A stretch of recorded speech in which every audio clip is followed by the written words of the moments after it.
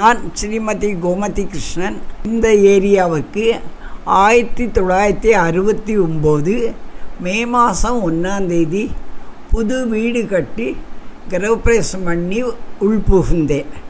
இன்று வரை நன்றாகவே இருக்கிறேன். குழந்தைகளும் நன்றாகவே இருக்கிறார்கள்.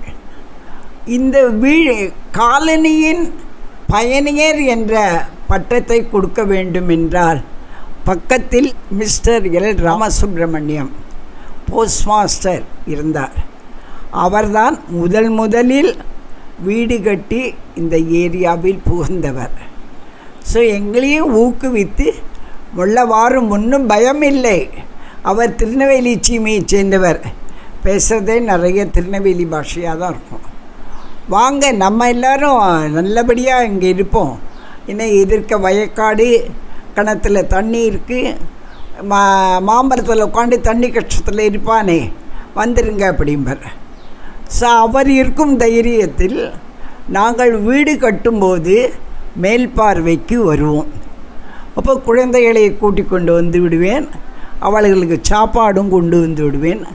சாப்பாடே அவர் ராமசுப்ரமணியம் வீட்டில் வைத்து சாப்பிடுவோம்.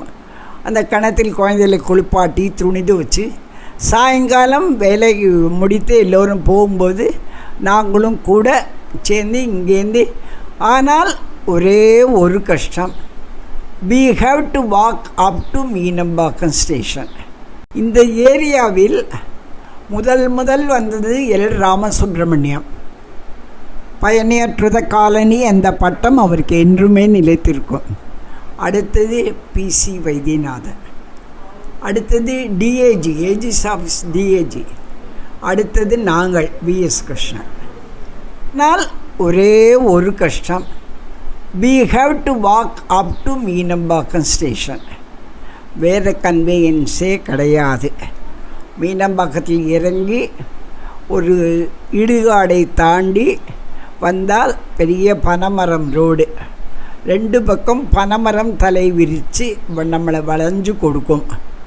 ஆனால் ரொம்ப நல்லா இருக்கும். கண்ணை கட்டி விட்டால் கூட அங்கேருந்து நேர வீட்டு வாசல் வந்துடுவோம். ஸோ இன்று நிறைய காலனிகள் பெருக்கி வந்துட்டுன, ரோடுகள்லாம் போட்டாச்சு. அதில் கவர்மெண்ட்டோட இது ஹெல்ப்பெல்லாம் நிறைய நாங்கள் வாங்கி யூஸ் பண்ணிண்டாச்சு. அடுத்தது ஒரு ஊருன்னு வந்தால் வீடு மாத்திரம் இருந்தால் போகாது. ஸோ கொஞ்சம் கொஞ்சமாக காலனிகள் உருவாகவும் எல்லார் வீட்டிலும் குழந்தைகள் இருந்தார்கள். ஒரு ஊர்னோடனே தெய்வ கடாட்சம் வேண்டும். அந்த தெய்வ கடாட்சம் எங்களுக்கு இயற்கையாகவே தெற்கே ஒரு சிவங்கோவில் சிதிலமாக இருந்தாலும் நாங்கள் வந்து எல்லாரும் பாடுபட்டு அதை மேன்மையாக்கினோம். அதே மாதிரி வடக்கே ஒரு சிவங்கோவில், தர்மலிங்கேஸ்வரர் கோவில், ஒரு பக்கம் கிருஷ்ணன் கோவில், ஒரு கொஞ்சம் தள்ளி போனால் சுப்பிரமணிய சாமி கோவில். ஸோ ஒரு ஊரில் தெய்வ கடாட்சத்தோடு நாங்கள் குடியேறினோம், குடியிருக்கிறோம். இன்றும் நன்றாகவே உள்ளோம். ஒரு காலனின்னு வந்துருச்சுன்னா எல்லா இடத்துலையும் ஒரு கோவில் வேணும். ஏன்னா எல்லாருமே நங்கநல்லூர் கோவிலுக்கு தேடி போக முடியாது. ஆனால் இன்றும் நங்கநல்லூரில் உள்ள பெரிய பிள்ளையார் கோவில் தான் முதலில் இந்த ஏரியாவுக்கு வந்து உட்காண்டவர். ஸோ அடுத்து அந்தந்த காலனியில் மெல்ல பிள்ளையார் கோவில் வந்தது. எல்லாருமா சேர்ந்து பிள்ளையார் கோவில் கட்டினோம். அவர் இன்று வரை எங்களை நன்றாகவே வைத்துள்ளார். கோவில் வந்தாச்சு. அடுத்தது பள்ளி வேண்டும். எல்லார் வீட்டிலும் ஜனங்கள் குடியேறினோன்னு குழந்தைகள்லாம் கொஞ்சம் கொஞ்சமாக பள்ளி பருவத்துக்கு வந்து விட்டார்கள். அவர்களை எந்த பள்ளியில் சேர்ப்பது? இங்கிருந்து வெளியில் போக வேண்டுமென்றால் நங்கநல்லூர் வரை நடந்து போய் எப்போ பஸ் வரும் என்று காத்து கடந்து போக வேண்டும். அப்பொழுது இங்கேயே நம்ம ஏரியாலேயே ஒரு ஸ்கூலை உருவாக்கினா என்ன என்று ஸ்டேட் பேங்க் காலனியில் அமைந்த நண்பர்களுக்கு ஒரு ஐடியா உதித்தது. நல்ல மன்னம் கொண்ட அவர்கள் தங்களது பிளே கிரவுண்டை ஒரு சின்ன பள்ளிக்காக டொனேட் பண்ணி பள்ளியை உருவாக்கினார்கள். அதில் 4 வகுப்பு வரை வந்தது. சரி, 4 வகுப்பு வரை கவலை இல்லாமல் குழந்தைகளை விட்டுட்டோம். மேற்கொண்டு படிப்புக்கு குழந்தைகளை எங்கே அனுப்புறது, எப்படி அனுப்புறது, அப்படியெல்லாம் ஒரு இது வந்த உடனே ஏஜிஸ் காலனி ஜனங்கள்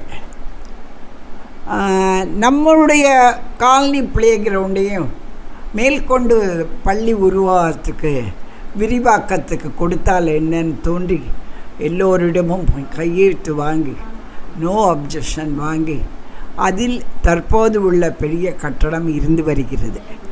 நிறைய நல்ல குழந்தைகளை, வக்கீல்களை, டாக்டர்களை, என்ஜினியர்களை, ஐஐடி குழந்தைகளை, சிஏ படித்து நல்ல வேலையில் குழந்தைகள் எல்லாமே உருவாக்கி வருகிறது.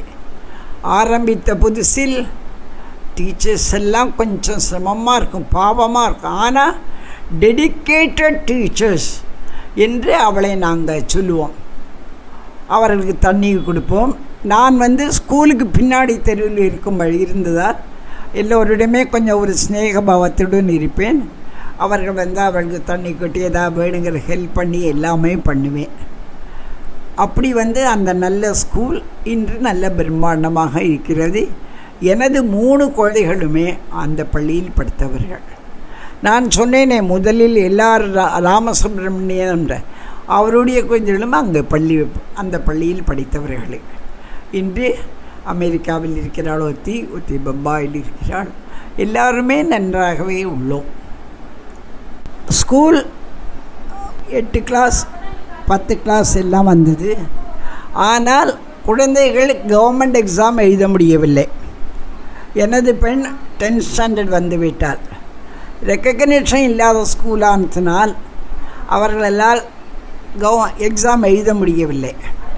ஸோ அதற்காக அவளை ஒரு 6-7 மாதம் வீட்டிலேயே வைத்திருந்தேன்.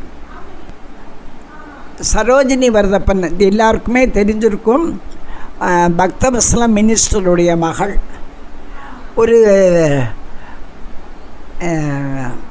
லேடிஸ் அசோசியேஷன் மூலமாக அவர்களை சந்திக்கும் வாய்ப்பு கிடைத்தது.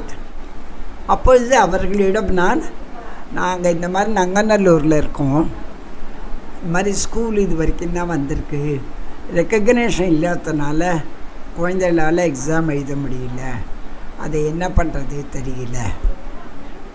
அதற்கு அவர்கள், அப்படியா இவ்வளோ பெரிய ஸ்கூல் வந்திருக்கு, லேடிஸை நிறைய பெண் குழந்தைகள்லாம் படிக்கிறாங்க, அதுக்கு என்னால் முடிஞ்ச அளவு நான் ஹெல்ப் பண்ணுறேன் என்று உதவினார்.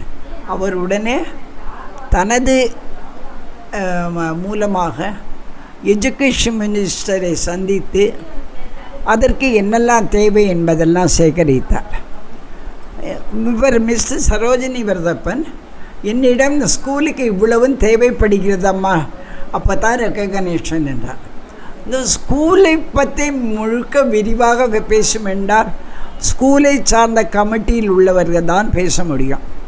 ஸோ நான் பிசி வைத்தியநாதனை பார்த்து இந்த மாதிரி சரோஜினி வரதப்பன் என்பவர்களை நாம் சந்தித்தால் அவர்கள் ஸ்கூலுக்கு தேவையான ஹெல்ப் பண்ணுறேன்னு சொல்லியிருக்கா, நீங்கள் ஒரு நாள் வந்தால் நாம் அவர்களை போய் பார்த்து பேசலாம் என்று. ஸோ ஒரு நாள் நானும் அவர் பிசி வைத்தியநாதன் சரோஜினி வரதப்பனை போய் பார்த்து அவர்கள் இன்னென்ன வேணும், இப்படி வேணும் எல்லாமே சொன்னார்கள். அதுக்கடுத்தது பிசி வைத்தியநாதன் போய் பிசி வைத்தியநாதனும் நானும் சரோஜினி வரதப்பனை போய் பார்த்தோம். அவர்கள் ஸ்கூல் விஷயமாக எல்லாம் பேசினார்கள். அவர் ஸ்கூல் கமிட்டியும் என்னெல்லாம் தேவையோ அதெல்லாம் ஏற்பாடு பண்ணி கொடுத்தது. இப்போ அந்த கமிட்டியில் உள்ளவர்கள் நிறைய பேர் இல்லை, எல்லாருக்கும் வயசாச்சு. கொஞ்சம் புது கமிட்டி பழைய ஆட்களுடன் நன்னாவே செயல்பட்டு வருகிறது. சரோஜினி வரதப்பன் எஜுகேஷன் மினிஸ்டரை பார்த்து வேணும் ஏற்பாடு பண்ணி இவர்களும் ஸ்கூலுக்கு என்னெல்லாம் தேவையோ அதெல்லாத்தையும் பண்ணி கொடுத்தார்கள். உடனே அடுத்தது ஸ்கூல் டே வந்தது. ஸ்கூல் டே வந்தவுடன் அவர் பிசி வைத்தியநாதன் அவர்கள் ஸ்கூல் மூலமாக நம்ம சீஃப் கெஸ்டாக சரோஜினி வரதப்பனையே அழைப்போமே, நீங்கள் போய் கூட்டின்னு வந்துடுங்க அப்படின்னார். சரி, அன்றைக்கி ஈவினிங் ஃபங்க்ஷனுக்கு நான் போய் கூட்டின்னு வந்துட்டேன். கூட்டிண்டு ஸ்கூலுக்குள்ளே வர வரைக்கும் அவர்கள் இந்த மாதிரி ரெக்கக்னேஷன் கிடச்சிருக்குன்றெல்லாம் ஒன்றுமே சொல்லவே இல்லை.